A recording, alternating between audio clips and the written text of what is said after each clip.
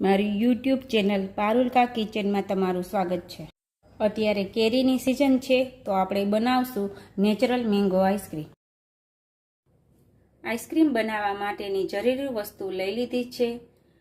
અડધો લીટર દૂધ, ખાંડ, 1 નંગ કેરી, મલાઈ। આપણે નેચરલ આઈસ્ક્રીમ બનાવવો છે એટલે બીજી કોઈ પણ વસ્તુ ભેળવશું નહીં। તો ચાલો કરીએ સ્ટાર્ટ। આપણે દૂધ ઉકળવા માટે મૂકી દીધું છે।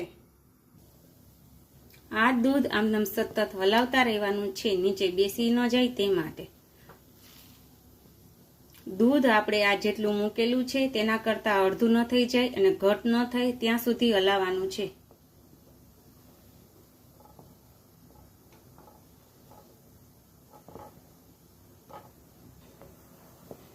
હવે 10 મિનિટ થઈ ગઈ છે। હવે આપણે તેમાં ખાંડ એડ કરીશું।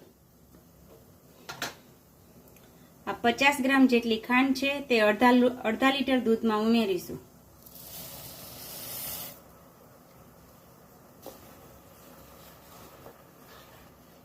હજી 5 મિનિટ સુધી દૂધને ઘટ કરીશું। આપણું દૂધ હવે ઘટ થઈ ગયું છે, તે હવે ઠંડુ કરવા રાખી દઈએ। દૂધ હવે ઘટ થઈ ગયું છે, એને ગેસ ઉપરથી ઉતારી લઈએ અને ઠંડુ કરવા રાખી દઈએ।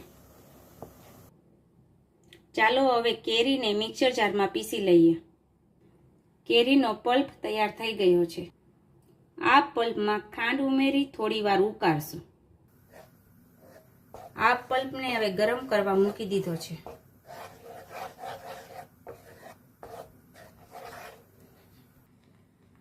એક ચમચી ખાંડ મિક્સ કરશું।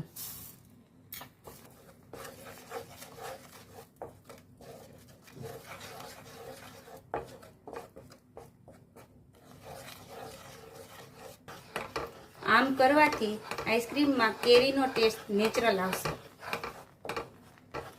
અને દૂધ પણ ફાટશે નહીં। ખાંડ ઓગળી ગઈ છે। હવે આ પલ્પને ઉતારી લઈએ। બાઉલમાં ઠંડુ દૂધ લઈ લીધું છે, તેમાં કેરીનો પલ્પ એડ કરીશું।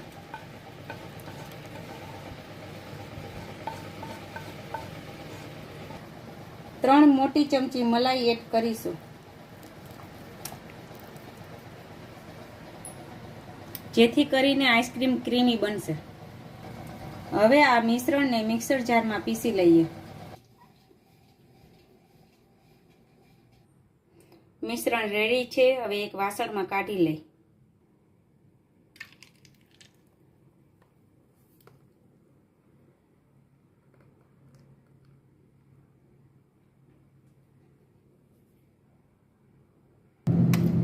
કલાક માટે આઈસ્ક્રીમને ઠંડો થવા રાખી દઈએ। ત્યારબાદ મિક્સરમાં આપણે ફરી એકવાર તેને ઝેરી લઈશું। આવું 2 વખત કરવું પડશે, જેથી આઈસ્ક્રીમ નરમ બનશે અને ક્રિસ્ટલ રહેશે નહીં। ફ્રીજમાં રાખેલ આઈસ્ક્રીમ જામી ગયો છે, તે હવે મિક્સરમાં પાછો ફેરવી લઈએ।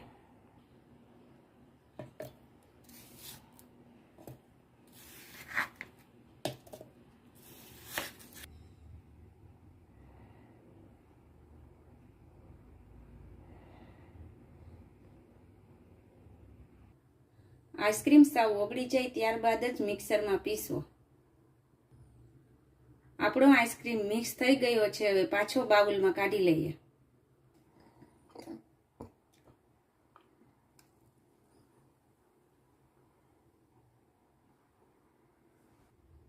ચાલો હવે ફરીથી ફ્રીઝરમાં રાખી દઈએ। આઈસ્ક્રીમ હવે રેડી છે। આ આઈસ્ક્રીમમાં 1 કલાકના અંતરે 3 થી 4 વાર બ્લેન્ડર ફેરવેલ છે। આઈસ્ક્રીમ કેવો બન્યો છે તે જરૂર જણાવજો। Thank you.